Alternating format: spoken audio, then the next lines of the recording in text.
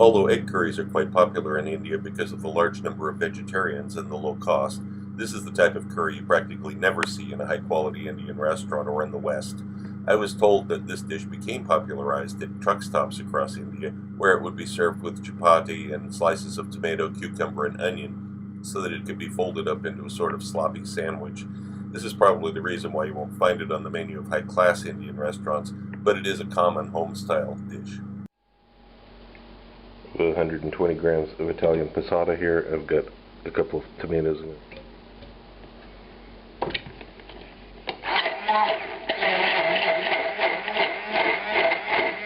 And now that we have this, we'll set it aside and we'll begin grating the onions. These have to be actually grated. This is what you want to end up with, about 100 grams of the pulp that's finely shredded, and of course you got this graveyard that looks like some kind of a vegetable massacre took place. This, you just scrape it off into a bowl, use it for something else. You can use it for making stocks or soups or something, grind it up further. It doesn't make any difference. We're not using the rest of this in the recipe. And now I'm going to grate the ginger next. Okay, I've got the cinnamon stick. This is real cinnamon, a few black peppercorns, a couple of small bay leaves, half a teaspoon of cumin seeds, 2 teaspoons of coriander seeds, half a dozen green cardamom pods, a tablespoon, 15 grams of grated ginger. I peeled it and grated it. This is garlic that's been finely chopped. If you can see that, it's not minced, it's not crushed, finely chopped. You don't want to use this garlic ginger paste crap that they sell in jars. If you want good quality, use fresh ingredients, cut it yourself. This is the tomatoes and a passata that was blended together. And the chili powder, I'm using this Indian Kashmiri chili, or Kashmiri mirch, as it's called. I like cooking this in coconut oil, but right now I can't get any, and what's even better is macadamia nut oil for this. You can use ghee, but I think this comes out better if you use macadamia nut oil. I have a pan heating here on a 7 out of 1 to 10, fairly hot. One of the keys to this is don't use a giant, large pan, because otherwise it's going to have, you need tons of oil in order to fill up. So I've got about a it's about a 2-liter pan, but it has very high sides. The surface area is about the size of your typical 1-liter pan, 1 quart. And to this I'm putting 60 milliliters of macadamia nut oil, which is, as you can see, plenty to cover the bottom of the pan. We have our hard-boiled eggs here. Some of them have a irregular surface, some of them are smooth. That's typical when you hard-boiled eggs. Put a knife through, poke them so that they're less likely to explode during the cooking process.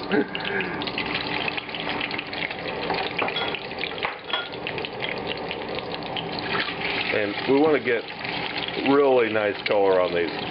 A lot of people that make this, one of the problems they have is they rush this. They don't do it enough. They don't cook the eggs enough. We really want to develop some color and flavor on this.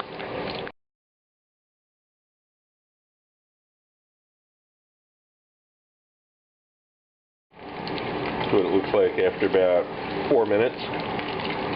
And it's important to move these fairly often. I mean, don't move them constantly, or they'll never get a chance to brown on one side. But move them around quite a bit, because otherwise what will happen is they'll stick to the bottom of the pan and they'll break up. You also see you're developing a lot of fond here on the bottom. Now, a lot of cooks in India, what they do is they cook these eggs and then they discard this fond. They use separate oil for the rest of the curry.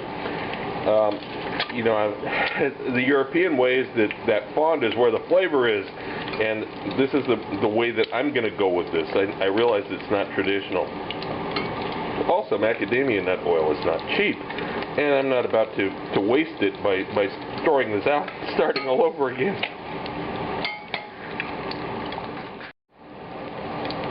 Okay, finally, after about 8 minutes here, I'll show you, we got some really good color on these eggs. That's what we want to see, right? Now that I have removed the eggs from this, this is going to be very hot oil, I'm going to add all the seasonings. Bay leaf, coriander, black peppercorns, and of course, cardamom pods. So try to pick up a little bit of the fog. This isn't going to get cooked for more than about 15-20 seconds here before I'm going to cool this down. This is very hot. We don't want to burn these spices. Okay, this is the onions that were grated. I'm going to actually reduce the heat now from, it's been on 7 up till now, now I'm reducing it down to 5. In fact, just a tiny bit under 5. You don't want to rush making a masala. Big mistake. Okay. Keep cooking this and stirring it. Yeah, about 2.5 and 3 minutes, something like that. We see this has turned rose-colored, darkened. It's starting to dry out. This is the point where we add the ginger and the garlic.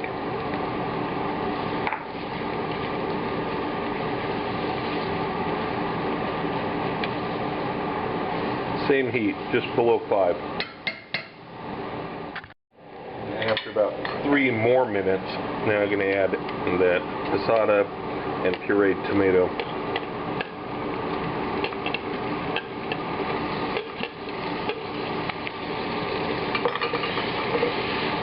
Still the same heat, just under 5. I'm going to cook this slowly.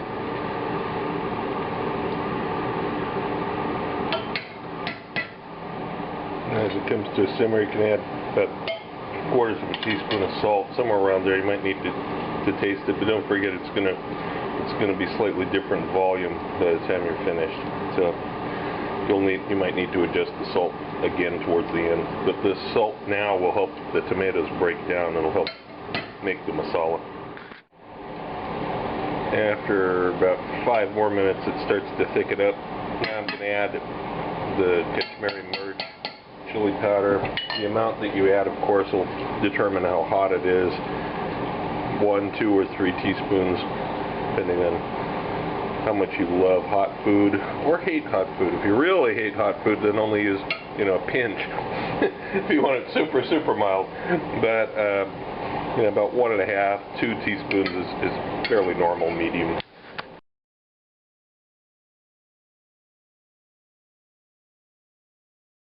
After about 20 minutes of cooking like this, you have quite a solid mass here. Very, very little moisture left in it, as you can see.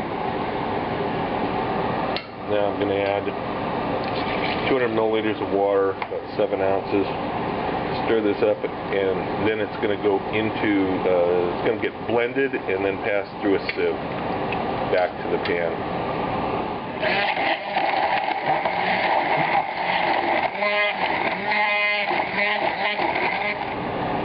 I can't stress enough how important it is to blend this thoroughly, because this is when you break up all the spices and you really flavor the curry.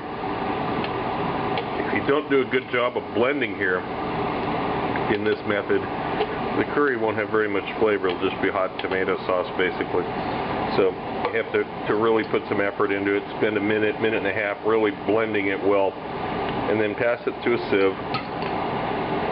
Finally, when you think you got everything you can through it, clean off the spatula, scrape off the bottom, and return this to a simmer.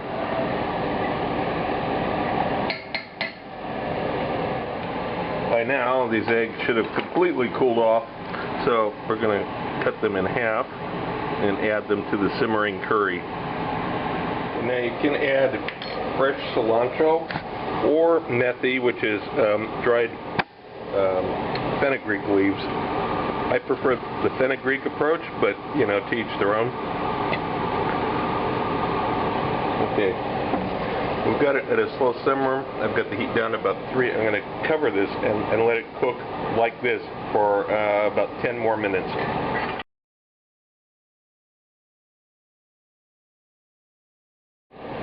Okay, time is up. What I've done is I've lifted the eggs out onto a separate plate. Now what I'm going to do, I know this is unorthodox, but it's going to work out well. I'm going to add a little bit of butter, maybe a tablespoon or so of butter, and pinch here, a teaspoon or so of dark brown sugar. And all it counts here is flavor. We're not interested in following rules. It also may need some more salt, so you're going to have to test it and see what the salt level is like. And then when you're happy with this, then pour it over the eggs.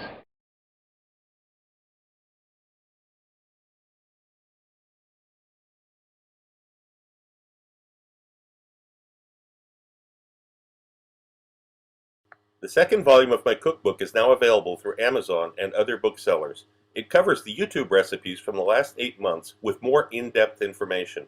I received requests for the procedures on all recipes, and I've listened to you. Every recipe has step-by-step directions, and of course there are recipes that aren't on YouTube. But this is not just a recipe book. Far from it, as you can see from some of the topics scrolling by here. I'm certain that anyone who watches my channel and any serious cook will find this book a treasury of useful and new information you won't find anywhere else.